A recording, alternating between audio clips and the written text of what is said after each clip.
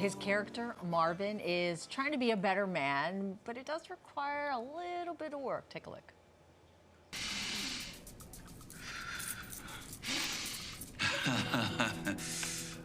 I hear you. I hear you and understand. I'm sorry for your troubles, brother. I'll deal with it. Yeah, you will. Yo, everybody get the off the elevator. My man here got places to be. Let's go. Come on. I got you. And the man behind the character is an actor and comedian who always gives his all. From the highly anticipated season 3 of Power Book 3, Raising Kanan, please welcome London Brown to the show. Good morning. Good morning. Thanks for having me, man. Of course. So we see your character Marvin here trying to, I guess, change his ways a bit, right? So what would you say are his good characteristics and his bad? His good characteristics would be the fact that he's really loyal to family. He's charming when he needs to be. He's there, he's faithful, he's well put together. He's a really neat kind of guy. But sometimes, every now and again, he gets a little unwired. Okay. You know, so he don't start a lot of issues, but he will finish them. Oh. You know, but because he's loyal to his family, so whatever he has to do to protect his family, he'll go to the ends of the world for that. Okay. Yeah. Okay, but what can we expect from him this season? Is there anything that you can share without giving away too much? Well, the biggest thing going into this season is the audience has to first find out if he survives this season. So we ended the last season, and Marvin was injured. So that's as much as I can share. The audience is going to find out soon. Okay. And then I got to probably come back and give you guys and say, hey, it didn't work out, or it did. I don't know. Oh, man. You know, it's so interesting because the Power universe is like, it's huge. The fandom is nuts.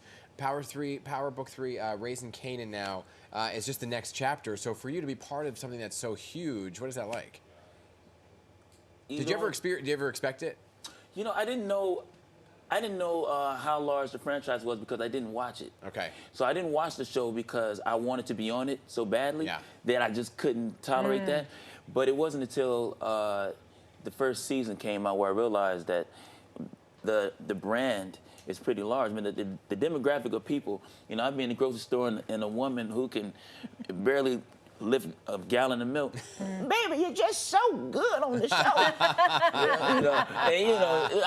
don't know. You know, so the fact that everyone, the wide range of people that's watching lets me know that this is a lot bigger than what I thought it was going to be. Yeah. But I'm just glad to be a part of the Power universe. Yeah, but you are so incredibly talented. I mean, besides the acting, you're also a comedian. How do you make that transition from comedy to being in like in a more serious role? Well, I come from theater, so stand-up is like a one-man play, if you will.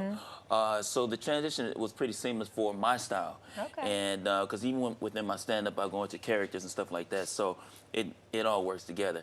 But it was just really just understanding, just trying to connect. And at the core, undergird of any art is about the truth anyway. So even with stand-up, it's the truth. With acting, it's the truth.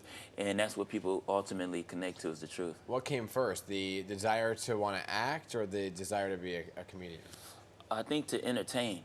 So it's all, I mean, it's all connected. It's all connected, really, man. Because even when I'm doing stand-up, I'm acting because I do these characters. But when I'm acting, there's some comedic moments. Right. So those comedic beats come from me doing stand-up. So I can't really even separate them like that. Yeah. Okay. Are you a big social media guy? I am. Okay. I am. So we have a post that you had. You were about 16 performing in a show. What was that show? Can we look at that throwback post? There it is. You see it? I'm gonna get who sent this in. I'm gonna get somebody who's. That is a photo of me. I was about 16. I was doing a play called Hello Dolly, and so inside the program, we kind of create our bios of where we project to be and what we want the people to know about us. So that was just a manifestation there. And what's the character's name? Was it Horace? I played Barnaby Tucker. Barnaby Tucker. You know, what's interesting about that is people think, you know, things just kind of happen overnight. but I was really working on this early on. So it's Look at not that. even this is no with all humility or no vanity. I'm not surprised that I'm even where I am now because Yeah. I had set to do it. You Right. manifested it. Manifested it, and I think a lot of times, I think with manifestation, people just think you just close your eyes and you think about what it is you want, but there is a preparation that has to go into manifest. We got to work towards it and stay very focused. So I'm glad that worked out. Well, look at you. And welcome to New York. Yes. You're a new New Yorker.